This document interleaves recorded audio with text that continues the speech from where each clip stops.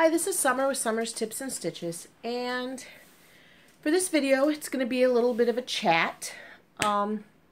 First I'll tell you about a hat I finished. I don't actually have the hat to show you, unfortunately, because I gave it to the gal right away today. But it's another one of these Celtic weaves, so I thought I would show you.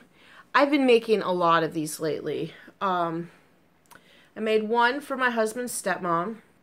I made this one. I made two for a coworker's daughter, and then I made another one for that coworker's wife. So I've made 5. The only thing that I don't really love about this Celtic weave pattern is I don't love the top. The pattern calls for a half double crochet decrease, so after you do the Celtic weave, you then start decreasing along here. And I don't really love the top, so with the one that I gave to my coworker's mom, I, instead of doing half double crochets, did crochets. And then I decreased much like I had those other hats, where I did 6 stitches and then I did 2 together. The next row I did 5 together. Then I did 3 and then I did 1 together. And then I just did 2. And I did that twice. And then I cinched it up at the top. For this hat here, I'm waiting for a white pom-pom that I ordered in the mail. But on the hat that I made for my coworker's mom, it was in this color with this kind of a pom-pom. This is, I love this yarn from Hobby Lobby, and the color is teal. So it looked really cute together. In fact, I loved it so much I wanted to keep it. I believe I posted a picture of the hat on Instagram.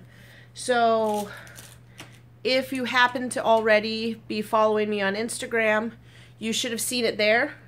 Otherwise, I think, I'm not very fluent with Instagram. I think it's just Summer's Tips and Stitches is what I put for my name. These pom-poms I ordered on Amazon. They came in a set of, I think 10. Yep. Yeah, 10 to 12. And they're super cool because if you look on the bottom, there's a snap.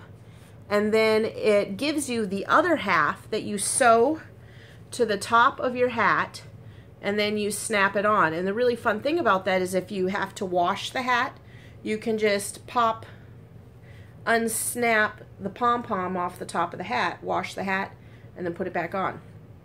The one thing I would say though is I don't feel like these pom-poms are real big. I would like for this hat one that's much bigger. I don't know. I guess it's big enough. So anyway, that was my last project that I finished. Since my last video, which I think I recorded on Thursday, I made one Celtic weave hat with a Hobby Lobby teal and a pom-pom. The other thing that I got when I bought that teal is I bought this pom-pom making set from Hobby Lobby. This very much looks like sets that I've seen other people use, but this is a Yarnology brand, so this is Hobby Lobby's generic.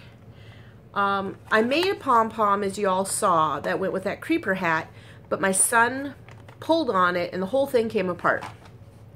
So I thought, you know what, maybe I'll invest in one of these and see how that goes. One of these pom-pom makers. This was originally $9.99, and I used my 40% off of one regular price item. So I think all in all it was about $4 to $5. It was a good deal. I've yet to crack it open yet. I thought about making a video on that, but there are a lot of people that have videos about making pom-poms. I don't want to infringe. But, you know, maybe I will record myself making a pom-pom just for the heck of it. But my child, my oldest daughter, broke my little miniature tripod.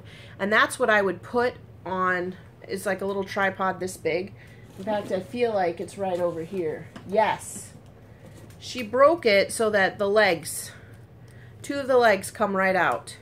And I try really hard to jam them in there, but sometimes while I'm recording the legs are unstable.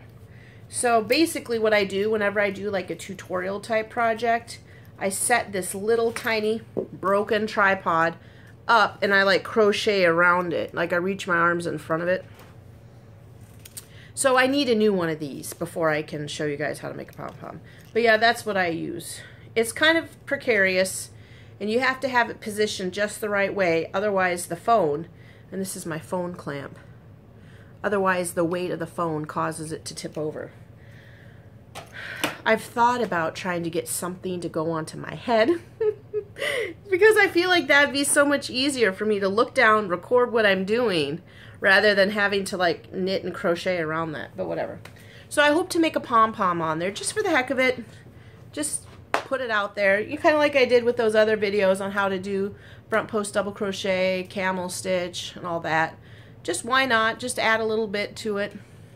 The other thing that I have printed out that I'm actually kind of excited, I thought I would, this looks like a very easy Christmas stocking. This is called Christmas Stocking, and I found it on Ravelry. I'll put a link in the description to where, but this is a free pattern that I just printed off. And the thing that I liked about it, because I'm not very good at knitting or crocheting in the round, this stocking is made by going back and forth, decreasing on this side, and then crocheting in rows up there. You make 2 panels and you whip stitch it together all the way around. So I thought I would try that out. It's about time to get started on some Christmas stuff.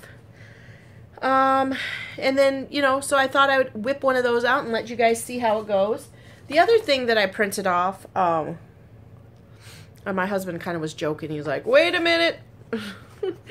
I thought it'd be kind of fun to make these Christmas wreaths, little crocheting Christmas wreaths. Now, this pattern also, I'll put a link in the description. It was free off of Ravelry.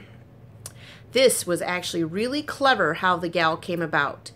Also, I only printed off 1 page because it's like a 13-page document. She shows a picture for every single step. She was very thorough. And it's very easy. You basically crochet a little tube and then you fold it in half and you sew around the inside. And then you sew, you can do, I think this one's supposed to be red and this one's green, but remember we have that black and white printer. And then you do a little fancy white on the outside and then you can put little red balls sewing in and out, little red stitches. So I think I'm going to make some of these. So I'll have this in my next video. I'm not going to cover the Christmas tree and those, but I thought, you know what, it's coming up to get to be December. And if you are someone that likes to crochet and knit before Christmas, you got to get cracking a little bit before December. Otherwise, you won't have all this stuff up and ready when it's time to decorate for December. So it's time that you start thinking about your Christmas projects. But otherwise, I'm still waiting on my knit crate. A lot of you also posted in my last video that you too are waiting. And I guess one of the subscribers lives near a distribution center for knit crate. And she contacted them straight away. And they said they're changing centers. We should get our knit crates this week.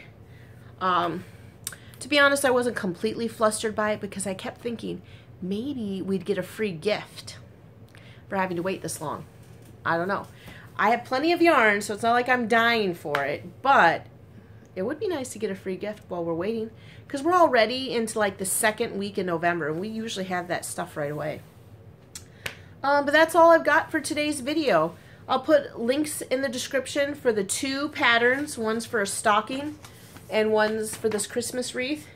And hopefully I'm able to get one of those out to show you in the next video on Thursday. Until then, happy crafting. Bye.